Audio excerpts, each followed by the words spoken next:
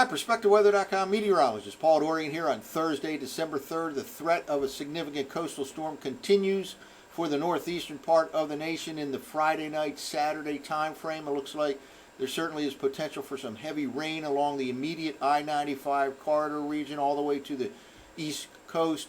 Accumulating snow is also likely from this storm in inland, higher elevation locations of the northeast U.S. For example, the Pocono Mountains in northeastern Pennsylvania, the Catskill Mountains of New York, and central and western part of New England could actually get walloped by some snow on Saturday from this unfolding coastal storm. There's even an outside chance that enough cold air gets wrapped in to cause a brief changeover from rain to sleet and or snow in the I-95 corridor region later Saturday, and some of the northern and western suburbs of D.C., Philadelphia, and New York City. Could actually snow all the way into the New York City metro region. Let's start off with an interesting map here. This is the compilation of the ensemble runs of the GFS for Saturday evening, and it's if you're a snow lover in the I-95 corridor region, it points to the north and west.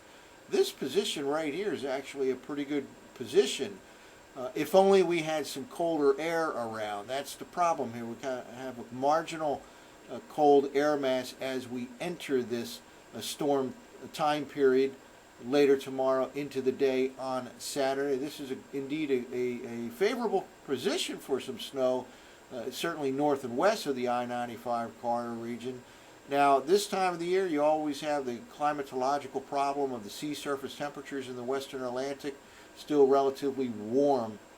They don't bottom out until later February or March, so any kind of a ocean component to the low-level wind flow will bring in some milder air, certainly at the coast. But there are a couple of ways you can get snow this time of the year in the I-95 corridor region.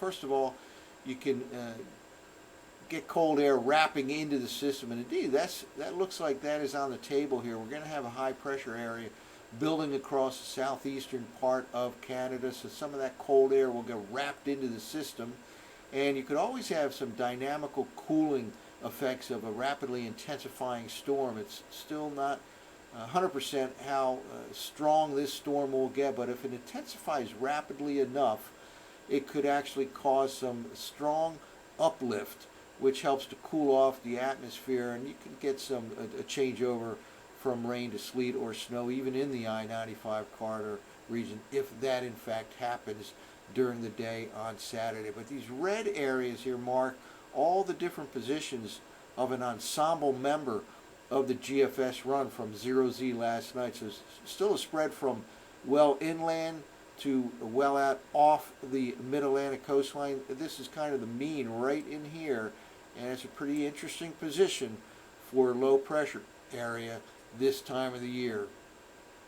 There's still some pretty big differences amongst the computer forecast models with respect to how they handle the upper level features, the energy aloft with this particular upcoming storm system.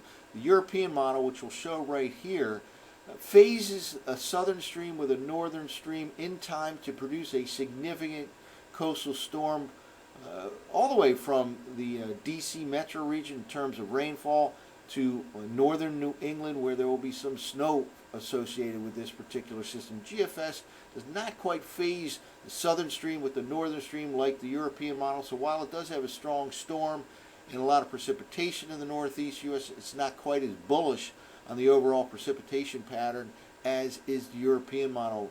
These differences will be ironed out over the next 24 hours or so. Let's kind of walk through, first of all, the European model. What we're looking at here are the vorticity fields in the upper part of the atmosphere. This is where the energy exists that helps to spawn a surface storm.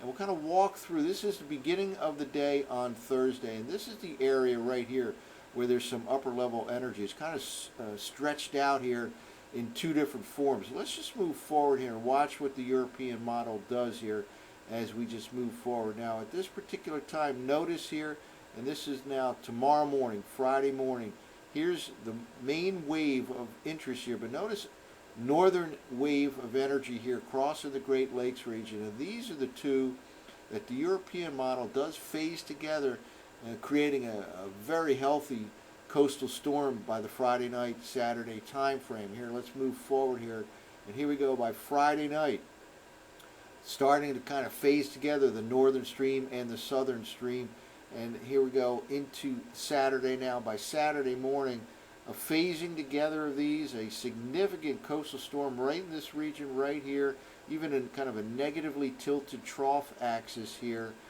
that suggests some strong upward motion in parts of the northeast U.S. And this kind of a situation could certainly lead to significant accumulating snow in some of the inland higher elevation locations, especially in interior New England. The central and western part of New England could get hit hard by a snowstorm on Saturday. That's places like western Massachusetts, perhaps even central Massachusetts, all the way up to interior Maine. Let's go out a little bit farther in time, and here we go by Saturday afternoon. Quite a strong storm here. Now let's walk through the GFS operational run from last night at 0Z.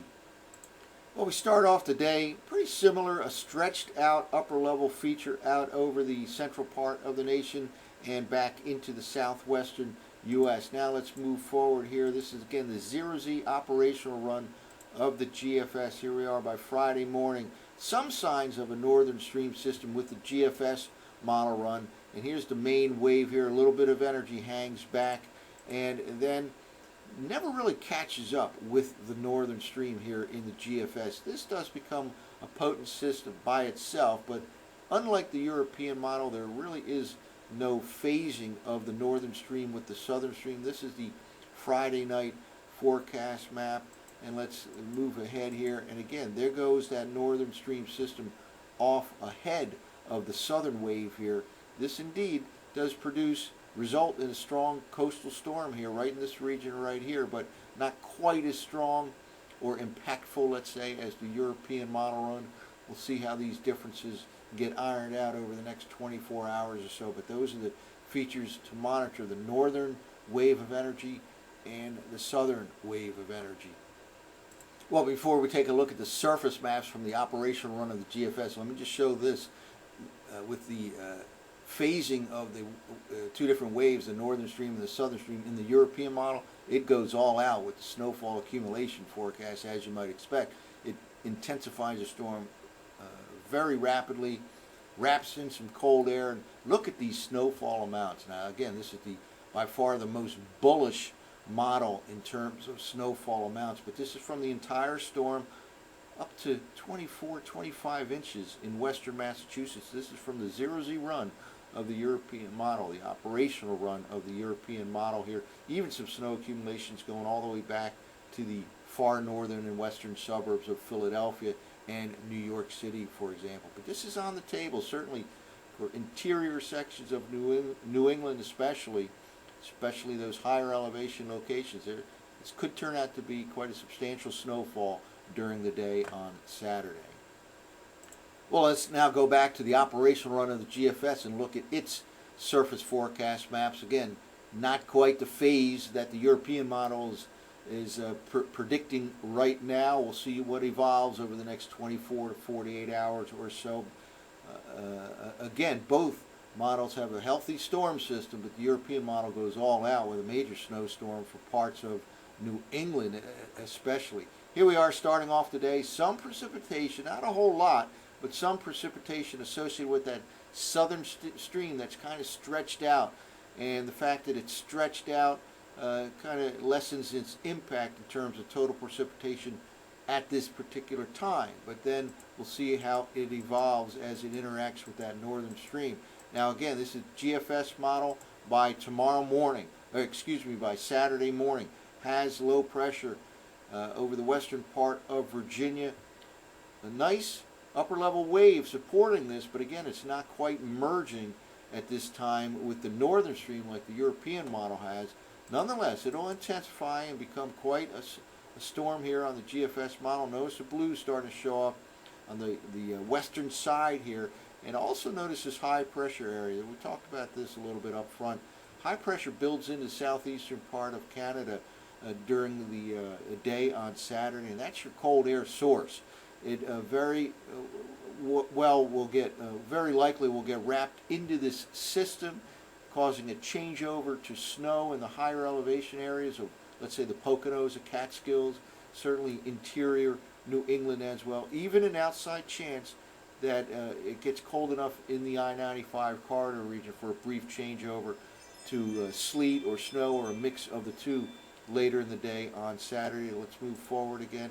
Here we go, some blues and even some ice showing up here on the northwest side of this strong coastal storm system. And then by the time we get to Sunday morning, it could very well be producing some significant snow. Interior sections of New England, for example, both the GFS, especially European model, piles up the snow in some of those interior sections of New England. Again, we're talking about perhaps western Massachusetts up to interior Maine. Something to keep an eye on. Certainly, signs still point to a significant coastal storm that looks like it'll end up off the Mid-Atlantic coastline by, let's say, sometime on Saturday morning, midday hours here. And there'll be some cold air wrapping in, most likely a heavy rain event from the immediate I-95 corridor region to the East Coast, but some snow and perhaps even some significant snow at inland higher elevation locations. Stay tuned to PerspectiveWeather.com for updates later today and on the day Friday. That's it for now. For PerspectiveWeather.com, I'm meteorologist Paul Dorian.